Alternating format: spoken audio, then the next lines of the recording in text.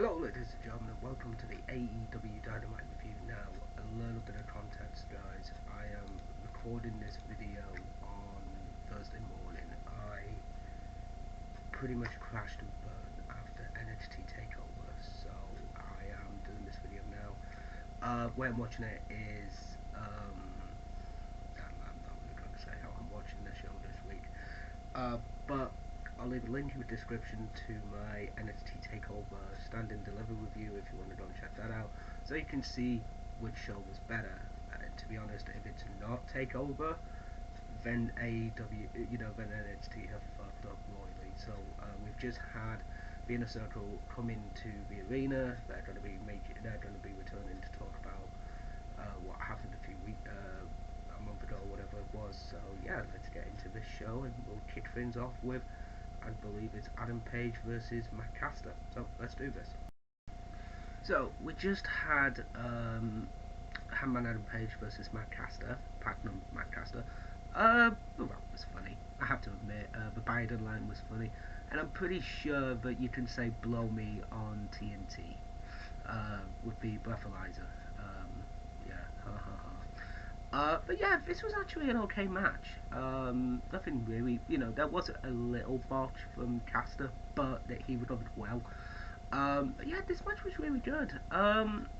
But out of the two openers that I saw, I'm sorry, NXT Takeover one was a better opener. There was a lot more technical wrestling. It felt a bit hard hitting. It felt more hard hitting. So it was a better match for me personally. As a fan of technical wrestling, I believe for me personally, 1 point to NXT Takeover. So I believe we're gonna have a Death Triangle promo. So let's watch this. Okay, so Death Triangle come out and Tony Schiavone announced that they are getting their tag team title shot next week against the Young Bucks. I kind of want to see Death Triangle win the tag team titles. They're not going to, but I really want to see that. And Best Friends come out with Orange Cassidy, and they actually repeat history. They bring back Revolution from last year. They bring back one of the AEW Dynamites with fans, and another show where basically Ray Phoenix just kicks Orange Cassidy's head off.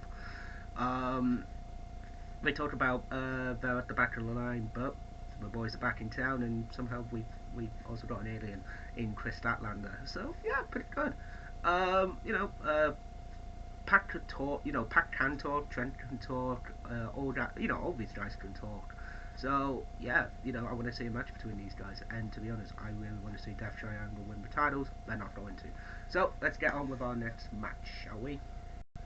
So our next segment, guys, is Chris Jericho.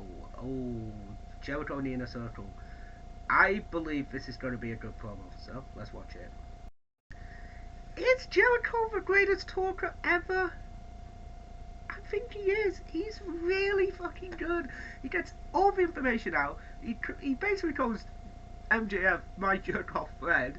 He references fucking Axe and Smash from Demolition. He mentions Slash and Axel from Guns N' Roses. Back in Black, which is an AC/DC song. He just gets his point across. And then the big announcement. Pinnacle, Inner Circle, in a Blood and Guts match on May 5th. Now they've got just under a month to book this. This is going to be a good match. I'm looking forward to it. I think they could do it. Yeah, I think this could be a good match. I do believe that the Pinnacle's going to win because they do need a big win under their belts.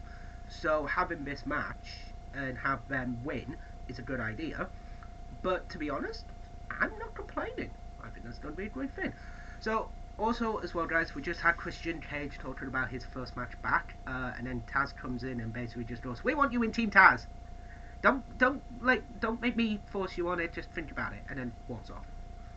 Please, Christian, do not join Team Taz. For the love of fuck, do not join Team Taz. Please do not.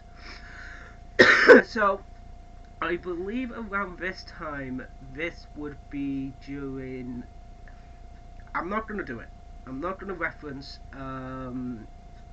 NXT. If you want my thoughts on NXT, link in the description, like I say, and you get my thoughts on NXT. It is a shorter video than normal because I just give the Clip Notes version of what happened. Even though it was a good show, I give the Clip Notes version. Also, Sheree was in NXT. I will admit, I do not know who Sheree is, but I'm going to have a quick look on her and see how good she is. So, let's get to our next segment, shall we?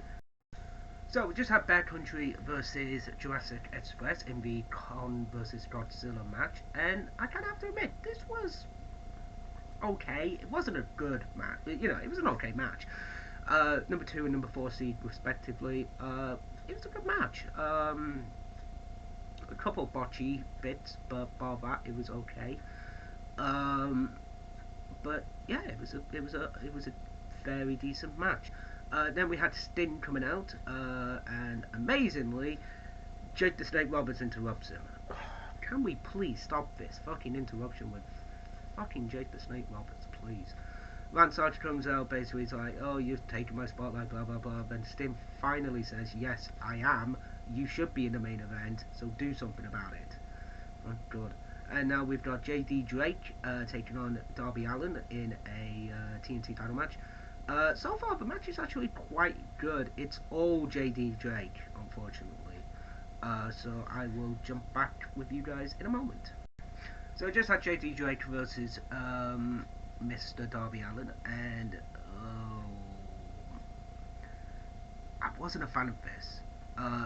JD Drake got a lot of offense in, but literally just Darby Allin hits the top, hits the middle rope cold red, hits the coffin drop for the 1, 2,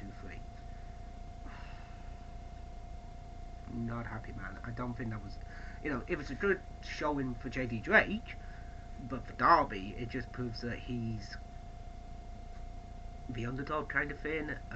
But you know, and then Matt Hardyhouse comes out, tries to beat him up. Dark Order comes out. Ali's like, "Give me the table! Wipe everything off the table!" Oh my god, shut the fuck up, Ali. And then Ty Conti comes out and kicks the shit into her. Yay! She better fucking win tonight, or I am going to well, she better win today, or I'm gonna fucking flip. So, Jericho is being beaten up by the Pinnacle, so let's see how this turns out, shall we? Also, I forgot to mention, guys, Ethan Page and Scorpio Sky were at the top of the arena when the Sting promo was going on with Lance Archer. I do apologise about that. But yeah, Jericho about to talk about blood and guts when the Pinnacle come out and beat the crap out of him. Inner Circle are barricaded in their locker room, and then Mike Tyson comes out. Logan Paul on SmackDown, Mike Tyson on AEW Dynamite. Yay! Yeah, this was harmless, and then Tyson gets in the ring and beats the shit into Sean Spears. Yay! I loved it. I thought that was funny as fuck. Oh yeah, that was good. So looks like Tyson is aligned with the Inner Circle. Let's see how well he can screw this up and join the Pinnacle, shall we? But no. At the end of the day, it was very, this was very good. It's building nicely for this blood and guts match. So yeah, let's carry on watching the show, shall we, and see what our next thing is. So we have Britt Baker and Rebel talking about how Britt Baker deserves a title match. Fuck you, I want to see Ty Conti get a title shot first. To be honest with you, ladies and gentlemen, I actually do want to see Ty Conti get a title shot because she's actually the #1 contender for the AEW Women's Championship. Hello. So, yeah. Anyway, let's carry on with this, shall we? So we just had Ty Conti versus the Bunny. We also had a promo from QT Marshall and the family with a girl basically saying that he's a household name in England.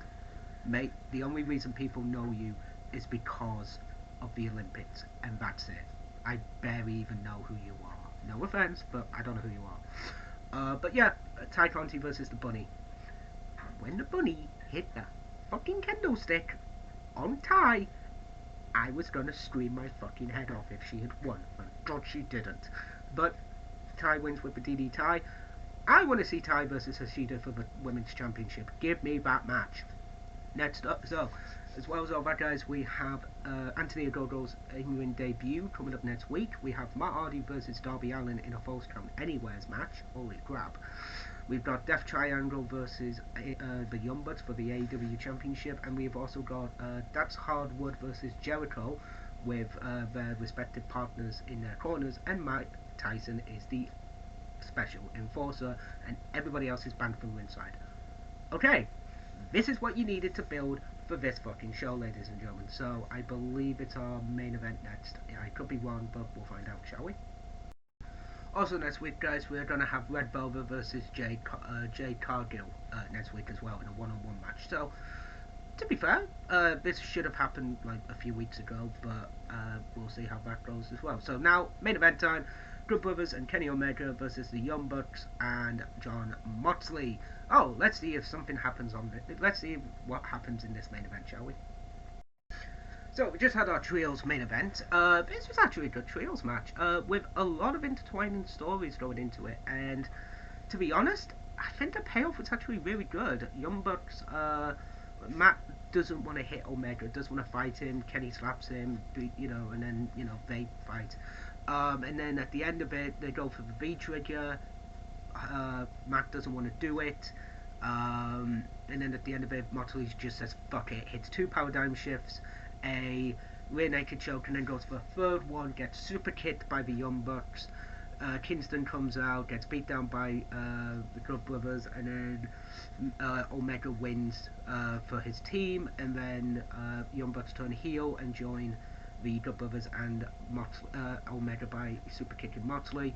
Have to admit, yeah, they told a good story. It told a very interesting story. And yeah, it was very entertaining. So, what did I think of AEW Dynamite? It was a good show. Was it as good as NXT TakeOver Stand and Deliver? No. I feel like NXT TakeOver Stand and Deliver Night 1 had better matches. And it was shorter. It was the same time, but at the same time, the matches felt longer, and they actually, bar the first 2 matches, they felt like they belonged on a takeover show. Kushida versus Dunn was a great match, and the 6-pack challenge was a great match. Elimination match was a good match. But after that, it got really good, and I have to admit, personally, for my vote, I would have to go for NXT to win this week. My personal opinion for the last week of the Wednesday Night Wars. So, ladies and gentlemen, I will see you later tonight for NXT Stand and Deliver Night 2. So, as always, stay safe, stay smart, keep smiling, and I will see you later tonight. TTFN, guys.